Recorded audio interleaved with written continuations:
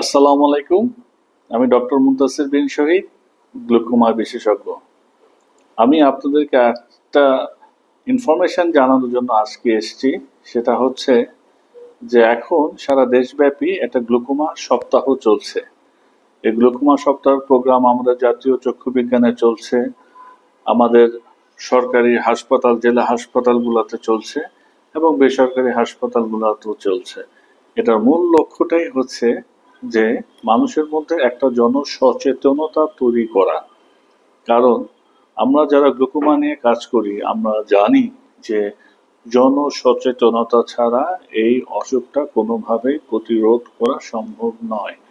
যেহেতু এই রোগের কোনো উপসর্গ নেই, উপসর্গ না থাকার কারণে রোগীরা এমন একটা সময় আমাদের কাছে আসেন যখন দেখা যায় যে চোখের দৃষ্টি চলে গেছে, যেটা আর ফেরত আনা সম্ভব নয়।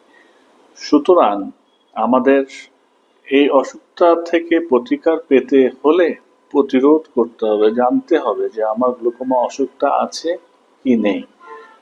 আপনারা যারা গ্লুকোমা অসুখে ভুগছেন তারা অবশ্যই চোখের ড্রপটা নিয়মিত ব্যবহার করবেন।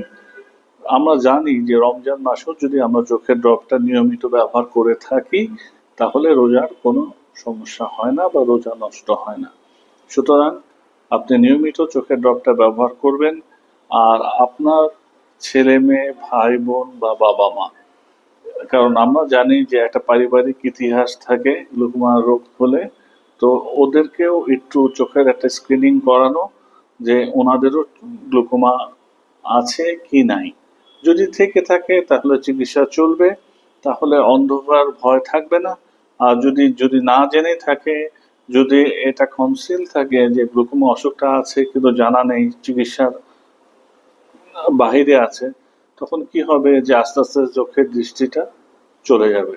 সুতরাং যারা প্লাস বা মাইনাস লেন্সের চশমা ব্যবহার করে থাকেন, যাদের বয়স 35 বছরের বেশি, যাদের চোখে একটি প্রদাহের একটা ইতিহাস আছে বা আঘাতের একটা ইতিহাস আছে, বা যাদের বাবা মা গ্লুকোমা অসুখে ভুগছেন বা যাদের ভাই বোন গ্লুকোমা অসুখে ভুগছেন, তারা অবশ্যই একজন চক্ষু বিশেষজ্ঞকে দেখিয়ে চোখের প্রেশারটা দেখে নেবেন, গ্লুকোমা আছে কিনা জেনে নেবেন এবং একটা গ্লুকোমা স্ক্রিনিং টেস্ট অবশ্যই করে নেবেন।